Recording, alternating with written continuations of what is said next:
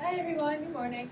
My name is Savannah Wiseman. Thank you guys all so much for coming, even if you're not here for me. Thank you guys still. Um, my topic is about religion and the afterlife, and why people continue to choose to believe in it. Um, so yeah, it's religion and things. So when I was picking a topic for this, my big board and presentation, for my research paper presentation, I really wanted something that would kind of grab people's attention and really make them think a little bit and kind of get people outside of their comfort zone and outside of the box, I should say. Um, and I really wanted to kind of question different things that aren't generally questioned a lot. The first thing I really thought of was religion. I'm really like a kind of spiritual person, not really necessarily religious, but I really find religion interesting because it can be interpreted in so many different ways, and it's really an individual kind of process and thought process, and I think that's really interesting, and I really wanted to kind of look at that more. When I started the research for my paper, I was originally going to prove that the afterlife exists and that it's real, and that's kind of trying to prove that. And then when I was doing my paper or my research, it wasn't as fun as I had hoped. I really wanted to kind of be like really interested in it. It kind of seemed like a chore, and so I kind of rethought my idea and tried to figure out exactly what I could change it to, and I decided to do the exact opposite of what I was going to do, and disprove the idea of the afterlife. So that's exactly what I did. So that's what my whole paper is about. It's kind of a little bit cynical and not really for everyone, I guess, but I really thought it was really interesting. I really enjoyed writing the paper. It was definitely a good choice for me to do. I really love kind of thinking outside the box, and it's exactly what I wanted to get out of that. For my presentation, though, I really wanted to kind of switch a different viewpoint. Like I did mention, it is an individual thing, and I kind of wanted to highlight that a little bit. And I'm focusing more on religion than the afterlife for my presentation, which you will see in a second. So for my presentation, I'm hoping that I'm going to try and prove. So today we're going to talk about why people choose to believe in choose to believe in religion, and why religion is still super prevalent today, and why it hasn't kind of gone away and stuff, like what makes it so important to people. Through my research and what I'm going to try and, so yeah, my roadmap today, we're going to talk about reasons why people believe and why I found that is their security and purpose, and then also why people choose not to believe. So that's more along the lines of what my paper was about. And so we're going to touch on both of them, just to kind of give both viewpoints, because like I said, it is very important to me to kind of get people to think a little bit. And then I'm going to talk about service learning, and then if we have time, hopefully we can get some questions. So yeah. So security. Like I said, it is an individual process, religion is, which is kind of the main point that I really want to get across today. But through that real individual thing, I have found that there is a common theme to why people choose to believe in the afterlife, and one of them is security. Security is a very big, overwhelming, kind of biggest, I think, branch of why people choose to continue to believe in the in religion. Because the reason that you see over here. So it builds community, it provides answers. Heaven and hell also kind of builds security, but surprisingly hell, yeah. So we're going to start with it builds community. It is no surprise that, like, for a lot of religious people, they choose to attend churches or synagogues or services of some kind, where they are in big groups with people who also choose to believe in that certain religion. That is a community in itself. Whatever church you go to, even specific churches, there are certain groups that kind of identify with certain churches. There are more kind of what's it called? Reformed groups and stuff, and they're more kind of like stricter ones. So people kind of identify with those, and that puts them into their own personal communities, which people find really important to be a part of, because it builds their self-esteem to know that other people agree with what they're saying and that they're doing something correctly, or they feel like they're doing something correctly, and they're able to kind of be with other people who believe the same things that they do.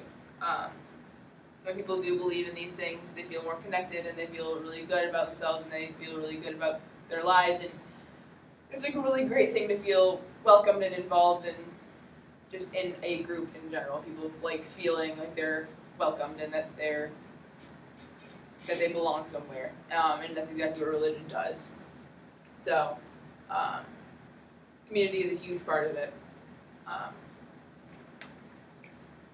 Let me show you what else.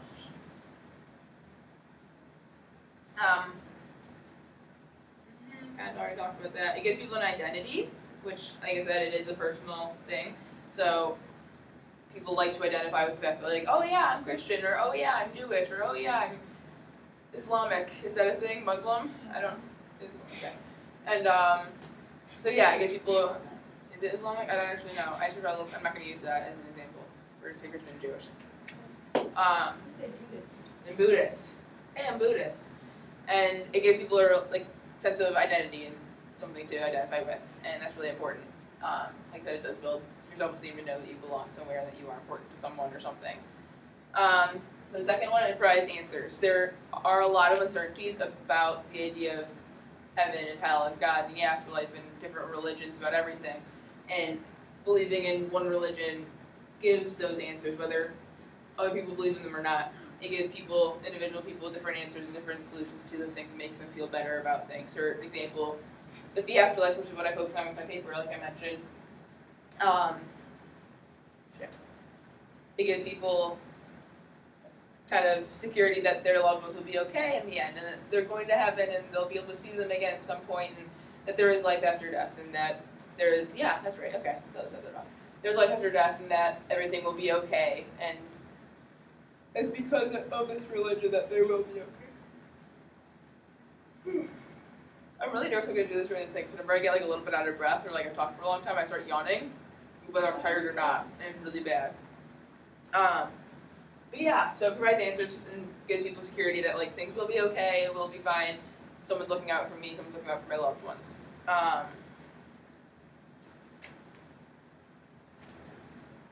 Yeah. Even if, and then also I mentioned, even if, or I shouldn't be mentioning, even if someone doesn't fully believe in the afterlife, if they kind of were skeptical about it or anything, it still brings a little bit of security to know that like, hey, this could be an option. So if someone's not 100% sure, like, oh, I don't know if there's life after death, I don't know, I'm not super religious, I don't know what I believe, they know that that option is kind of out there, that people do believe in it, and it does give them a little bit of security in knowing, hey, this could be real, it could be a thing, I might be able to see my loved ones again, they might be safe, and it just helps a little bit with the grieving process. It helps with security in life and knowing that everything will be fine. Another one is heaven. This kind of goes along with everything will be okay and like provides answers. Heaven and God and stuff are huge in security. And it said that like God's supposed to protect everyone. He's looking out for everyone. He's always there to help, and he's always there for you, and he's always there to. He's only going to give you challenges that you can actually deal with, and like whatever. But so yeah, God is huge, and so believing that He is real and that He is looking out for you is huge security. So if someone is going through a really hard situation, a really tough time in their life, it's a really just great like security blanket to think that like, okay, God wouldn't give me this task, this challenge, this whatever if He didn't believe in me, and it's really just a great feeling when you get out of that situation, you pull yourself up by the bootstraps, and you really work hard to figure it all out, and you're out of there, and you're great, and it's a great, like, motivational what's the word? Feel good about yourself, self-esteem boost, whatever.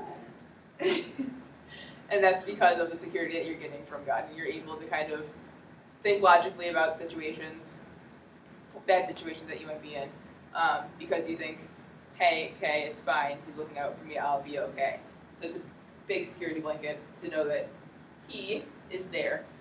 And then in contrast to that, having hell seems kind of weird under security, but like I said, people like being around people that they're similar to and that they kind of build communities with. So knowing that hell is an option for those who do bad things or aren't similar to them in the way that, I don't know, whatever, knowing that hell is an option for bad people is really comforting. It's just like a jail of some kind.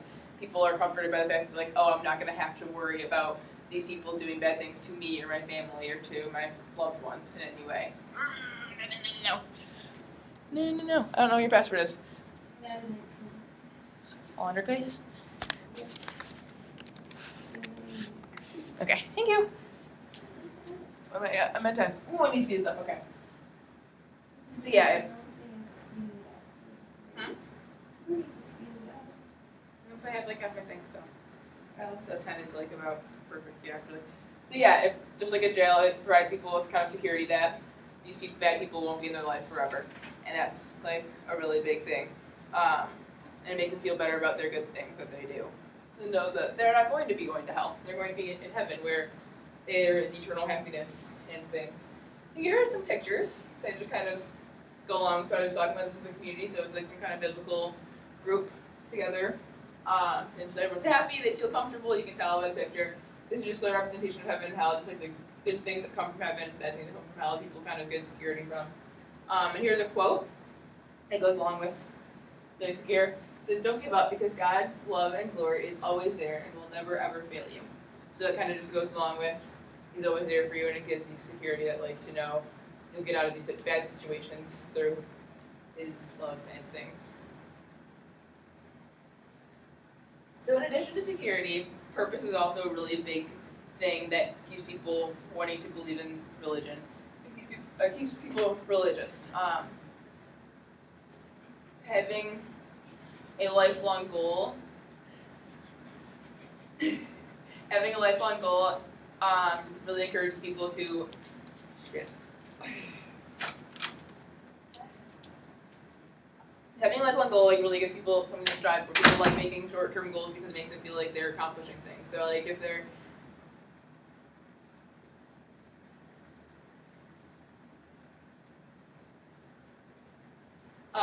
sorry, we have a little water war situation going on. I apologize. But yeah, so having a lifelong goal is like kind of sets the tone for like not like your whole life, but it's kind of like an underlying thing where you're always kind of it's in the back of your mind like, oh, I should be doing this instead of this. Like that's to make me like a good religious person. I'm following this person, like whatever is like rule. And it really gives people kind of a purpose and makes them feel good when they're accomplishing what they feel like they need to be to reach this goal. It also gives people a common goal, like I mentioned in the last slide about security. People like to build communities based on their religious preferences, and having a common goal kind of allows people to have this common goal of a heaven or some kind of afterlife. Gives people the opportunity to help each other out and kind of feel good about themselves also by like doing good to other people and helping them reach their common goal or their future lifelong goal. So it's really important, and also the purpose builds a community as well. Reaching for a common goal is a great way to kind of build relationships and to kind of do good things. It's like a sport in a way. You're all going towards the common goal of winning whatever it is. It makes people work harder, makes people do better, makes people feel better about themselves and to do their thing.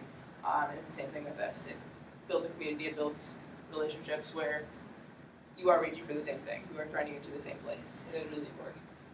Gives someone to live for. I didn't actually know how to like, phrase this. It's not exactly what I wanted to kind of say, but having God there for someone is, I don't know. I'm really not sure how I want to phrase it. I might just get rid of it altogether. So we're going to scrap that, I think. So I have a quick question for everyone. We're going to transition for a second. I think I'm going to do that after, actually. So additionally, I think I have pictures, actually. So here are just some pictures. It says God loves you, and then it's like someone going to their goal. But yeah. So like I mentioned, I really wanted to kind of provide both viewpoints of why people choose to believe in the afterlife, and then also why people choose not to. This is why people choose not to. But I just want a quick question, quick show of hands. You choose not to answer if you don't want to. But who considers themselves to be like religious or spiritual or anything of that nature in here?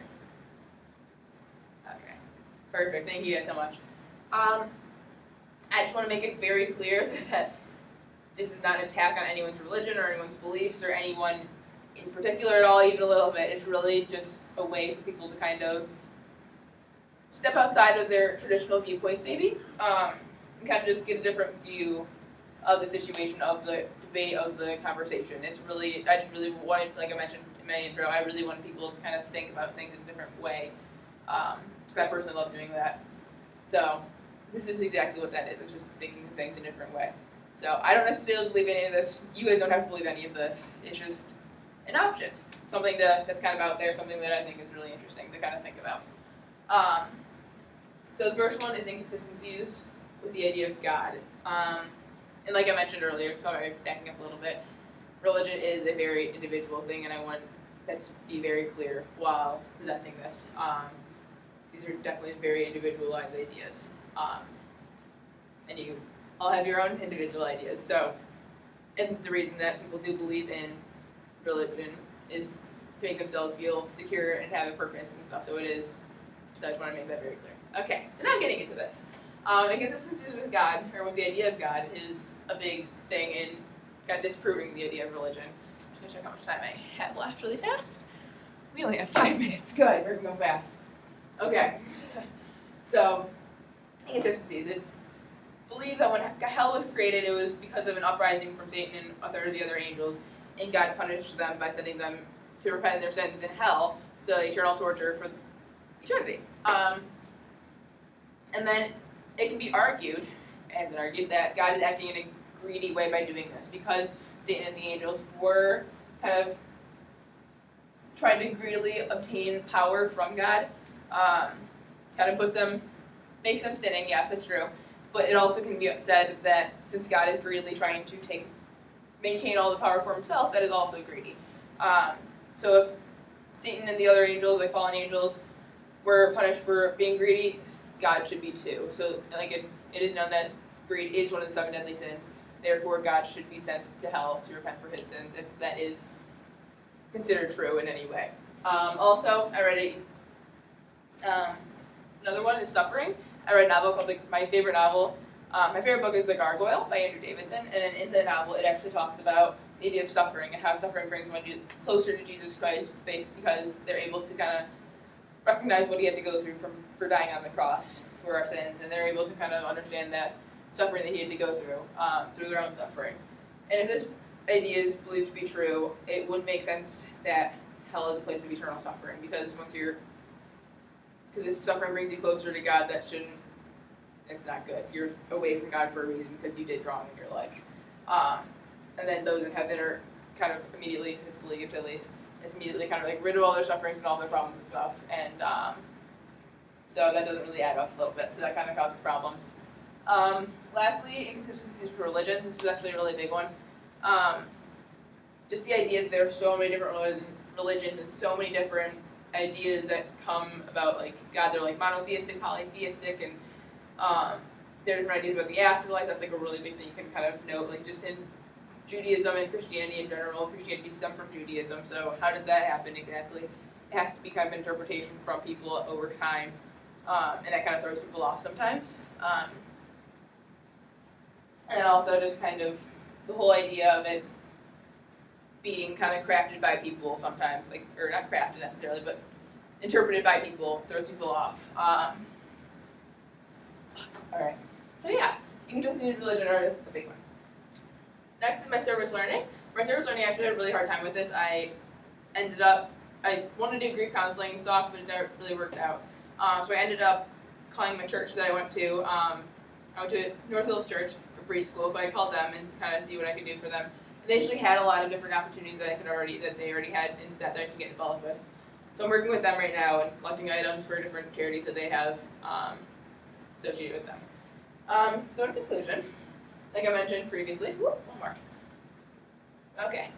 So do what makes you happy. The whole point of religion that I have found is really just, it's very individual, and it's really what makes other people, or what makes yourself happy. And you really have to do what you want. So the religion, how it builds security, how it gives you purpose, how all the things that it does, it deals with uncertainty. Hi! That's what's really important about religion, and that's really what I want you guys to take out of this whole presentation, is that it's really an individual process. It doesn't actually matter what other people say and how they try and justify the fact that it's not real or what have you. It's really an individual thing. So at this time, you can take questions if we have time. I think we have time. I think I'm only at 19 minutes now, because I just speed read through everything and skipped half my thing. So Thank you guys all for coming. Appreciate you. Adios.